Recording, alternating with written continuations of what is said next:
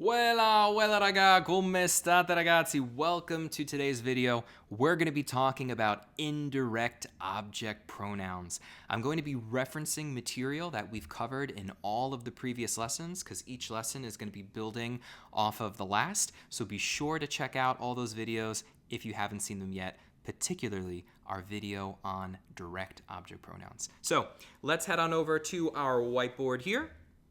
We're going to be covering today indirect object pronouns. Awesome. I will also be abbreviating them as IOP, for example. These are called in Italian I pronomi, if I remember correctly, I pronomi di complemento oggetto indiretto. I'm pretty sure that's how they say it. It's way too long-winded for me, so I'm just going to go with indirect object pronouns, or IOP. So let's do a quick review of what are our foundational or the pillars of a sentence. What are like the basic things we have to have in every sentence?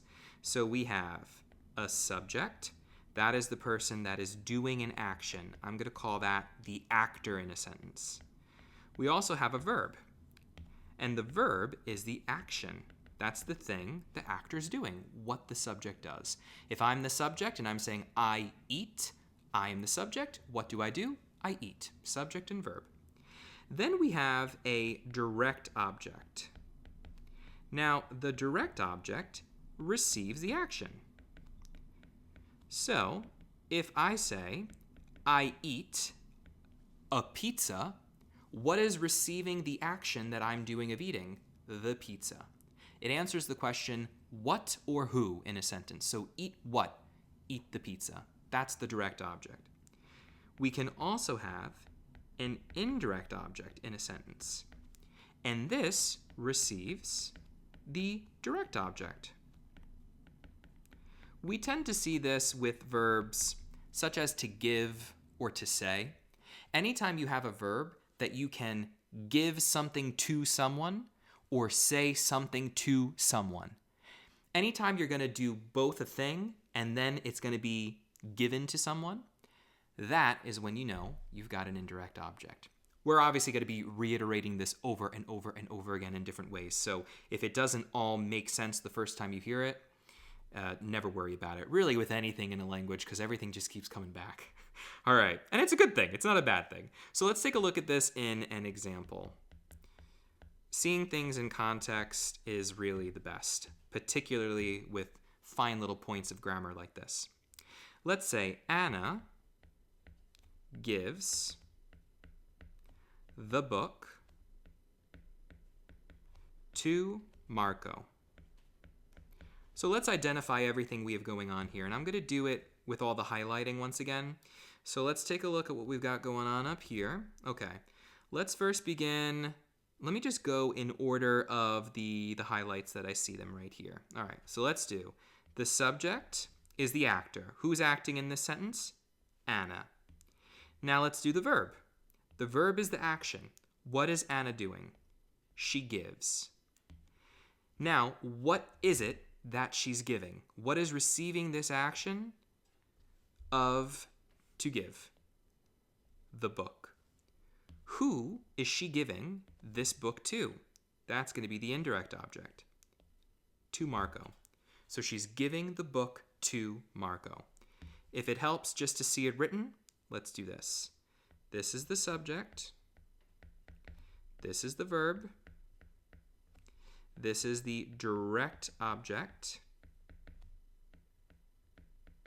This is the indirect object.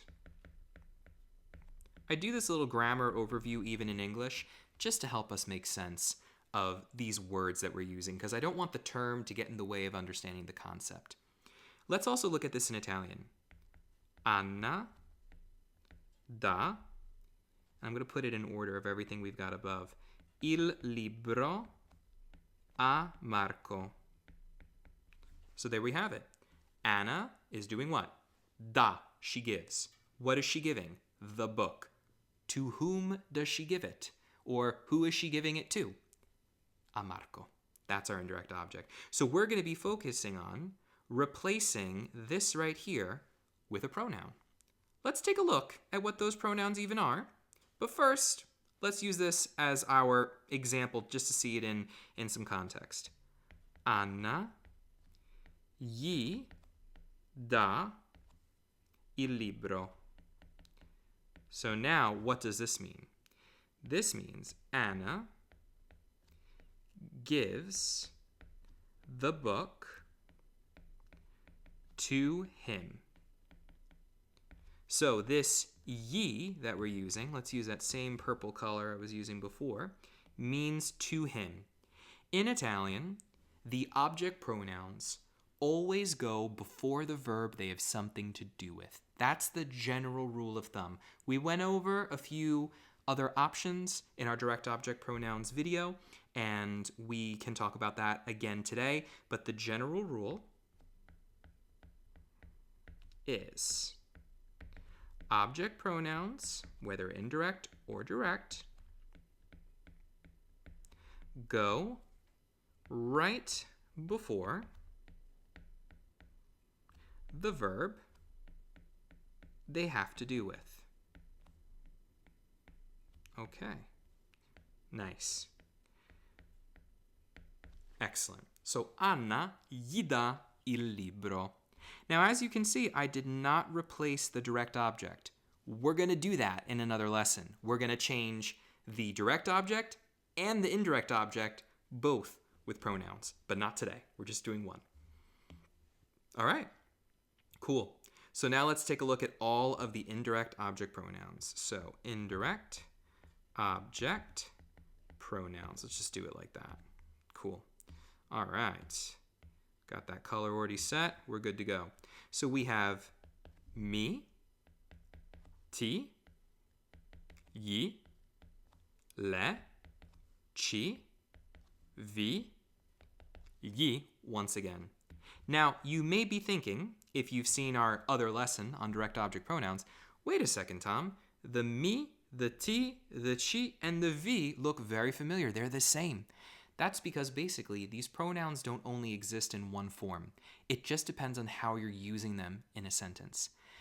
And you'll be able to know based on context if it's being used to say a me, for example, when you're saying me, or if it just means me. So is someone doing something that involves me, like you see me? That's direct. Mi vedi, you see me. Mi vedi is direct. And then I'm going to remove this because I don't want it to confuse you. Or can I leave it here? Yeah, we can leave it here. Mi vedi is direct. If I say dai qualcosa a me, and then we change it to mi dai qualcosa, that's indirect. Yeah, I am going to erase this because I don't want this to get in the way of the translations. Mi dai qualcosa is indirect. Mi vedi is direct because who do you see? You see me. To whom do you give something? Who are you giving something to? To me. Okay. So I'm just going to erase all this because we're going to get to this, but that's just like a little jumping ahead for a quick moment. That's just to show you how the word me can have more than one use. Ti, as an indirect object pronoun, means a te, to you. Gli means to him. It can also be to it as a masculine thing. Le means to her. Ci, to us. Vi, to you all, or just to you. It's just the plural form of you. And gli is to them, both masculine and feminine. Oh, I'm sorry. I just started going from Italian to English. Let's go back to Italian. Ew. Okay. I have to also delete this. The bilingual mind, friends, it gets confused. The bilingual mind. A lui, a lei, a noi, a voi, a loro. Now, to avoid confusion, when context doesn't let us know to whom you're giving something, who you're giving something to, if gli is meaning a lui or gli is meaning a loro, just say a loro. That can help you to be a bit clearer in context. We'll get to that. Let's try to go through all of them from the top. Allora, let's begin with a me. So we're going to say something to someone. Let's do that. Let's say, so let's do examples. Okay, fantastico. So let's say stai dicendo qualcosa a me. Are you saying something to me? How can I replace this with an indirect object pronoun? Well, if we scroll back up here, a me, you're saying something to me, is going to be this pronoun right here. Cool. So let's say mi stai dicendo qualcosa. It means the same exact thing. Are you saying something to me? If I want to then respond and say, yes, I am saying something to you. So I could say, sì. With the accent mark, that's how you know it means yes. Sì. Let's say, ti sto dicendo qualcosa. I know it's a long example, but why not? And we're also using the gerundio here, sto dicendo. Why not? Sì, ti sto dicendo qualcosa. Yes, I'm saying something to you. So what am I saying? I'm saying something. Who am I saying it to? To you. That's the indirect object, and we're using an indirect object pronoun. Nice. Let's go on to the third person. Let's use the verb dare. Let's say Anna dà il libro a Marco. We want to replace a Marco with an indirect object pronoun. I don't always want to say to Marco, to Marco, to Marco. I want to say to him. What's the indirect object pronoun for a lui or to him? Oops, don't want that. I want to highlight. A lui. Okay, gli. So, where are we going to put the gli? Before the verb. Because all object pronouns like to go before the verb they have something to do with. So, Anna gli dà il libro. Anna gli dà il libro. She gives a book to him. Anna gives the book to him. If you wanted to say lei gli dà, that's fine too. Lei gli dà il libro. Lei, scusate. Lei gli dà il libro, that's perfectly fine. What would happen if you wanted to replace both the direct and the indirect object? I'll show you guys just as a little preview for what's to come. And even if I omit the lei, it would become glielo dà.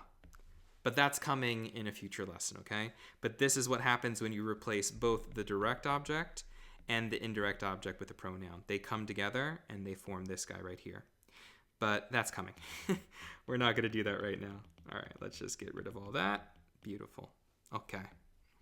Lei gli dà il libro. She gives the book to him instead of always using his name. Let's now change it.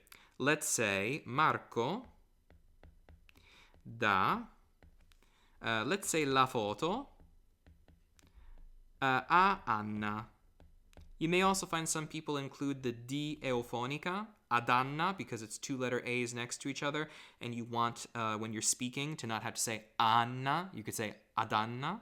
That happens. It's called the D euphonica, the euphonic D, if you will. So, Marco dà la foto ad Anna, or a Anna. So, he's giving something to her. What's the object pronoun for to her? In other words, a lei.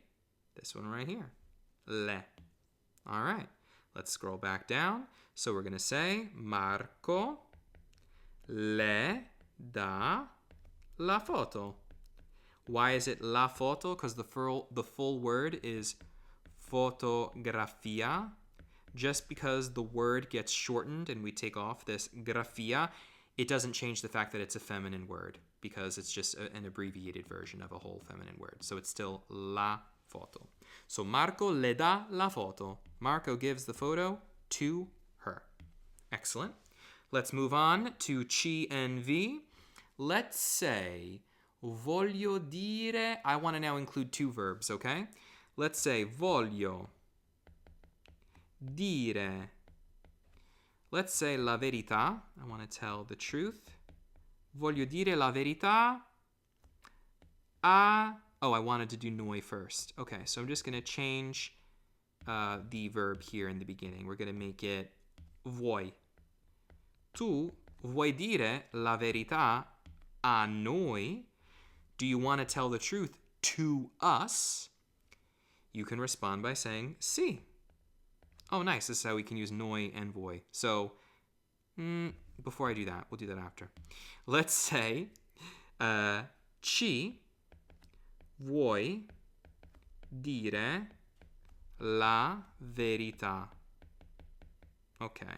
Ci vuoi dire la verità? Do you want to tell us the truth? Is what that means. Now, when you've got two verbs next to each other, the first is conjugated, the second is not. What can you do with this ci? With this chi, rather. Sorry. Si, I guess in English. What can you do with this?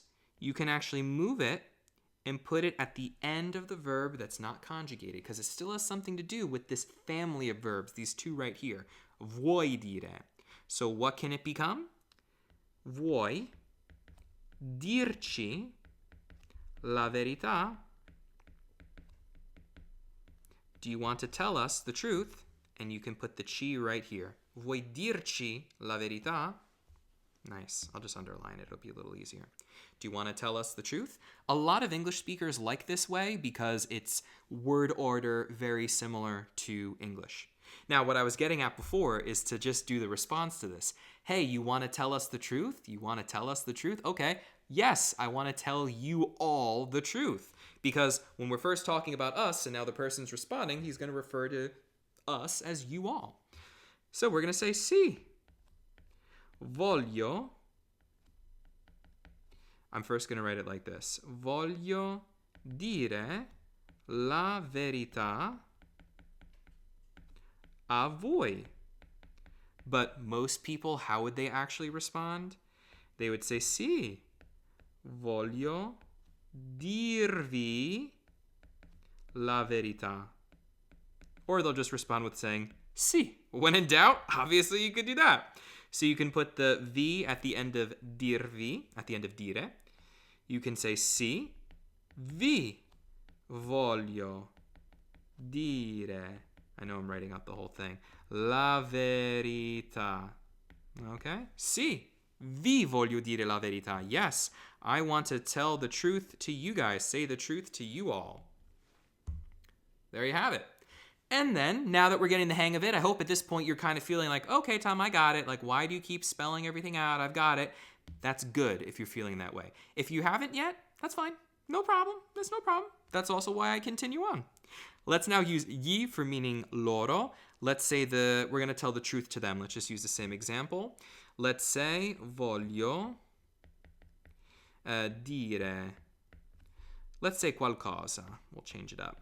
Voglio dire qualcosa a loro. Doesn't matter if it's a group of guys, a group of girls, a group of males and females. You just say a loro, and similarly, we just say gli. So, voglio dirgli. Oops, that's just going to be a G. Voglio dirgli qualcosa. Yes, I want to tell something to them. I want to tell them something. Or gli voglio dire qualcosa. Both are acceptable forms. All we did was just change the position of gli. Either put it before the first verb, the verb family that it has something to do with, or tack it on to the end of the verb that it has something to do with that's not conjugated. Now, if we just saw this one phrase right here, this one sentence, without any context, you just said, gli voglio dire qualcosa. Gli voglio dire qualcosa. It is not clear if you're saying, I want to say something to him or I want to say something to them. In that situation, feel free just to use a loro. The way it tends to work is that gli is always thought of first as meaning to him. A loro is used to help distinguish. So basically, the moment someone says, gli voglio dire qualcosa, they'll think you want to say something to him. That's what I've seen in my experience. If you've seen something else, you let me know. But that is what I've seen in my experience. The moment someone says, gli voglio dire qualcosa, they're like, oh, you want to say something to him. And then, for them, you would say a loro. That's what I've seen in my experience. Okay. And that is basically it. Because guess what? there's no special rules with the passato prossimo. There's no gender and number agreement with these with the passato prossimo. So with passato prossimo, we did that whole last bit in our direct object pronouns video. We don't have that here. So I was going to say passato pronouns. Passato prossimo. No special rules. We love that, right? No special rules.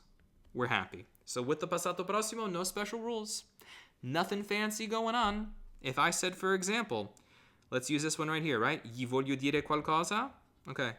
Let's just say that, but in the past. I wanted to say something to him.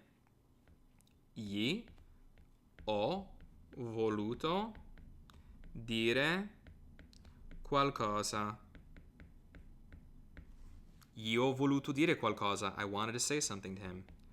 Ho voluto dirgli qualcosa. Means the exact same thing. I wanted to say something to him. We don't have to change the gender of our main verb like we do in the passato prossimo with direct object pronouns. Because remember, this is the indirect object. It's just receiving the direct object. It's not receiving the verb. I hope you just feel like, oh, I got it. I hope so. I hope so. But yeah, guys, that is going to be it for today's video. As always, be sure to check out all of the videos in this Zero to Hero Italian grammar series here on the Weilà Tom YouTube channel. Let me know if you have any questions, and stay tuned for all the future lessons. Always remember to spread the love, guys. Ciao, ciao!